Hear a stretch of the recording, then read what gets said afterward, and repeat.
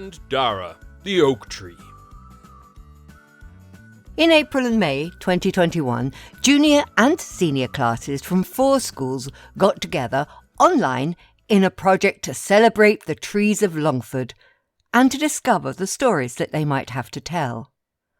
All the workshops were given virtually, but that didn't prevent us all from sharing stories and poetry making, art and design activities, or even drama together. This video records the journey of the project and showcases just a few of the creative and highly imaginative responses produced by the children. Well, get on with it then. Don't waste time. Tell the story. I want to hear about what happened. Around Longford, we are very fortunate to have so many trees. There are a wide variety of mature trees in gardens, around our schools, or in parks, woods and river walks. When we live with trees, there is always something new to see, especially through April and May. Each class chose their favourite tree to watch for a month, carefully recording their observations.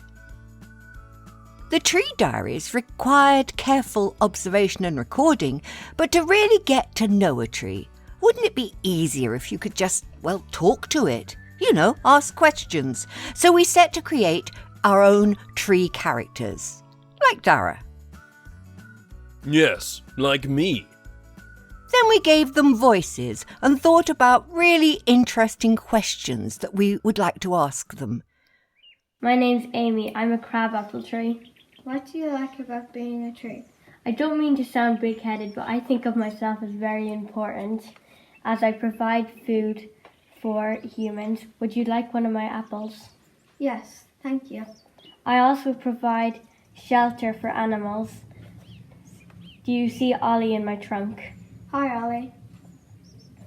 And don't forget, us trees provide oxygen for the whole world. Gosh, you trees are important. What memories do you have? My favourite memory is playing with my brothers and sisters. And do you still play with your brothers and sisters? No, they were chopped down. Oh, that's very bad. Hi, I'm Lilith the willow tree. Hi Lilith. Do you mind if I ask you a few questions? Sure, I don't mind at all. How old are you? I'm 1,246 years old. Wow, that's amazing. What's your favourite memories? My favourite memories are when children play around me. What's your least favourite memories? My least favourite memories are when children pluck my leaves and climb out of my branches. Have you ever wished you weren't a tree? Sometimes, especially when it's cold. I just want to sit near the fire. Really?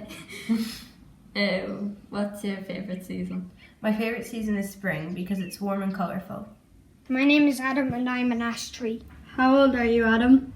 I am 120 years old. Oh, so you must have been alive during World War II. You must have been alive for the War of Independence as well. Yes, I was alive for both of those events. Do you remember anything from World War II? Well, I remember I heard people talking about how Dublin got bombed by Germany, but I didn't see it for myself. Do you remember anything from the War of Independence? I remember one day, out of nowhere, a gun battle broke out. A bullet was actually fired through me, through one of my branches. If you look at the top right branch, you'll see a bullet mark through it. I think it's really cool. Did it hurt when you got shot? Not at all, I don't feel pain. My name is Will. What age are you? I'm 25 years old. May I ask you some questions? Yes, you can ask me some questions. Where would you go on holidays and why? I would go to Germany because I've heard lots of facts about it. Would you be a person or stay as a tree? I'd be a person so I can teach people about how much trees have saved the planet. Do you like chainsaws and why? No, I don't like chainsaws because they've chopped down my friends. Do you like cars? Yes. Yes, I like cars because they've made a new electrical car. But I don't like cars that aren't electrical. We even created tree memory poems. This is called personification, but it really helps. The junior classes created new friends for me. And with Hannah's help, the senior classes designed new tree characters.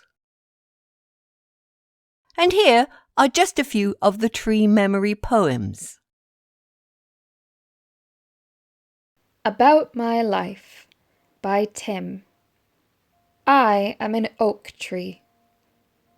I remember when I was planted in the forest. I remember when I first heard a bird singing in my hair.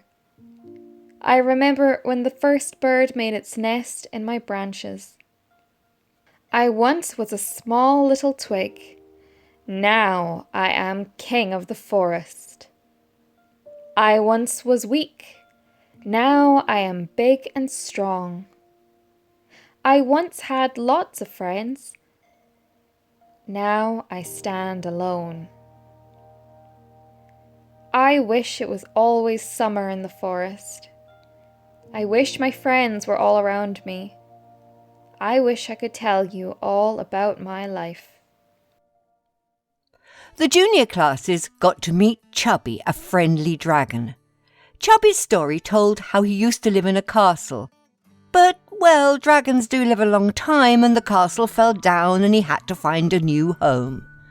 Chubbi now likes to visit schools and libraries. But he would really like to be a tree dragon and have a house in a tree rather than in a castle. The junior classes decided to design the best possible tree houses for Chubbi, and here are some of them. They also thought Chubbi might like a special playground, so they decided to design playgrounds that they could enjoy, but so could a dragon. And we all wondered what Chubbi might get up to if he visited the classroom. And then, what if you finally got to meet a dragon, or maybe a unicorn, or even a gorilla? Well, there are so many creatures that we find that are sharing local trees. There are birds, squirrels, the odd pine marten, maybe even bats. But it would be very unlikely to find a dragon in a tree, or a unicorn under the tree, or even a gorilla. Well, I suppose it would be very unlikely, but not impossible. Not at least in a surprise poem. So here are some of the surprise poems that were made by the junior classes. This morning, at the end of my road, just by the cherry blossom tree, there was a sparkly unicorn.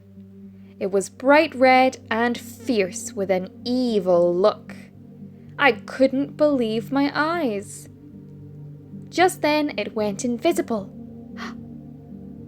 I didn't know what to do, so I took a photo of an invisible unicorn. Porrick Colum once wrote a book called The Big Tree of Bunlay. The book began with a great elm tree. The local people used to gather around this tree to share old stories from Ireland. Now that was a good idea. The old Irish stories tell of a wonderful apple branch with apples of gold and leaves of silver. In one story, King Cormac found the branch and discovered it could settle every argument when he shook it. Nobody could stay angry at him for long. We thought this branch might still prove useful today, so here are a few ideas. The wonderful apple branch. The music from the magic apple branch would make anyone forget their troubles. No one could be angry or annoyed with you if you shook it. If I found the magic apple branch, I wouldn't have to do any jobs. If Mammy asked me to bring out the ashes, I would say, no, and shake the magic apple branch and she would just let me away with it. I wouldn't have to bring in the turf. When Daddy comes over to me angry and asks me to bring in the turf, I'll just say no, and before he starts shouting at me, I would wave my little magic apple branch and my troubles would go away. If I was asked to tidy my room and empty the dishwasher, all I have to say is no, and shake my magic apple tree branch, and all my problems are solved. Well, it's good to see that some of you would put the magic to good use. Mind you, the apple branch did get Cormac into a little bit of trouble, so we'd better use its magic responsibly. Some of the trees in the old Irish stories and later folklore gave trees almost superhero powers, and the wooden staffs of office carried by the storyteller poets became magical wands, more like the ones used in the Harry Potter films. So Hannah helped the classes to design some brilliant tree superhero wands. Have a look at some of these wonderful designs.